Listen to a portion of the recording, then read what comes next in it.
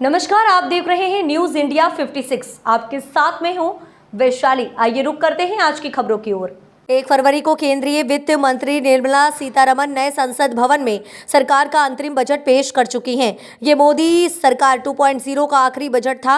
आपको बता दें कि ये सरकार का अंतरिम बजट होगा, क्योंकि अप्रैल मई में लोकसभा चुनाव होने के बाद नई सरकार जुलाई में पेश करेगी। बजट पेश होने के बाद देश के अलग अलग वित्त एक्सपर्ट्स, पक्ष विपक्ष के नेताओं द्वारा प्रतिक्रिया दी जा रही है।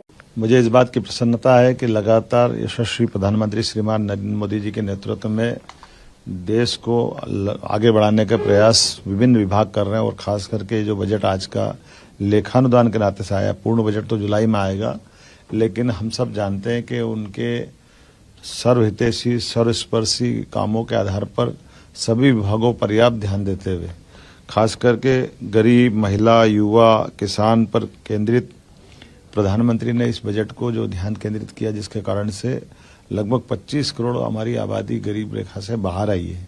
ये बहुत बड़ा एक तरह से उपलब्धि है, और उसी प्रकार से ये जो देश की दुनिया की चौथी अर्थव्यवस्था के रूप में भारत परिवर्तित हुआ है, और आने वाले समय में ये जो नया टेन्योर आएगा, इसमें तीसरी अर्थव्यवस्था का जो उनका संकल्प है, उसका पूरा बेस दिखाई दे रहा है। ये अमृतकाल में भारत को 2047 तक दुनिया का नंबर 1 देश बनाने की दिशा में जो काम किए जा रहे हैं, उसके परिणाम है। और खास करके इस 2 करोड़ लोगों को नए आवास देने की जो कल्पना की गई है, ये तो बगैर कोई कारण से गरीब लोग अपना घर नहीं बना पा रहे हैं, उनके घर पे वो अभिशाप नहीं है, ये परमात्मा की कृपा है। यशस्वी प्रधानमंत्री हर गरीब के घर पक्की छत का जो सपना देखते हैं, उसका ही परिणाम है कि उनने अभी जो पुरानी गरीबी रेखा की लाइन थी, उसमें बड़े पैमाने पे वो काम किया था, और 2 करोड़ नए घर का जो संकल्प किया, ये अद्भुत है। इसी के साथ साथ हमारी आंगनवाड़ी, आशा कार्यकर्ता और इनको सबको भी आयुष्मान योजना का जो लाभ दिया है, ये लंबे समय से दरकार थी कि ऐसे जो थोड़े अपनी सेवाएं देते गरीब वर्ग है, उनको भी लाभ मिलना चाहिए। आगामी खास करके जिस प्रकार से डिजिटल इंडिया को बढ़ावा देने की बात कही है, और डिजिटल इंडिया के माध्यम से बड़े पैमाने पर बहुत सारे सुधार भी लागू किए जा रहे हैं। इन सुधारों के बलबूते पर भारत बहुत आगे बढ़ेगा, और खासकर मिडिल क्लास के लिए जो नई आवास योजना लेकर के आए हैं, इसका लाभ भी हमारे लिए एक बड़ा उपलब्धि भरा रहेगा।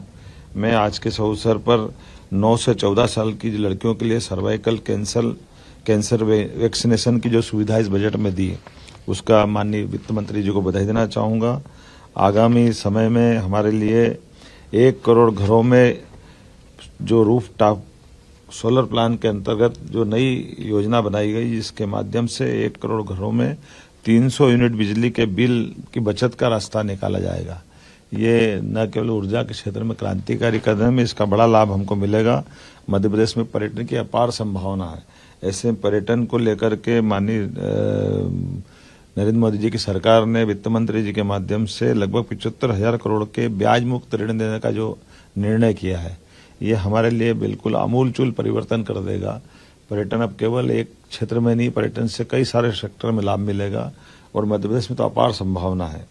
उड़ान योजना के अंतर्गत 517 नए रूट पर एयरपोर्ट्स का निर्माण और विस्तार, ये हवाई यातायात की दिशा में बहुत बड़ा माइलस्टोन का काम करेगा। अभी मैंने ग्वालियर से अहमदाबाद की नई फ्लाइट का आकाशा एयरलाइंस का शुभारंभ किया है। ऐसे भविष्य में बहुत बड़े पैमाने पर हवाई यातायात की संभावना मध्य प्रदेश में, क्योंकि मध्य प्रदेश बहुत भौगोलिक दृष्टि से बड़ा है, ऐसे में हमारे इस यातायात का भी लाभ मिलेगा। उम्मीद करता हूँ ये उम्मीदों भरा बजट भारत की प्रगति में, उन्नति में और आर्थिक दृष्टि में एक नई ऊंचाई तक पहुंचेगा। मेरी अपनी ओर से श्रीमती निर्मला सीतारमण जी को बधाई, माननीय प्रधानमंत्री जी को बधाई, और इसी परिप्रेक्ष्य में हमारे विभिन्न विभागों को जोड़ करके हम अपने लेखानुदान में इन बजट का लाभ लेंगे, और मध्य प्रदेश को देश का नंबर 1 का राज्य बनाने की दिशा में आगे बढ़ेंगे। इस खबर में फिलहाल इतना ही। आगे की तमाम अपडेट्स जानने के लिए जुड़े रहें न्यूज इंडिया 56 के साथ। नमस्कार।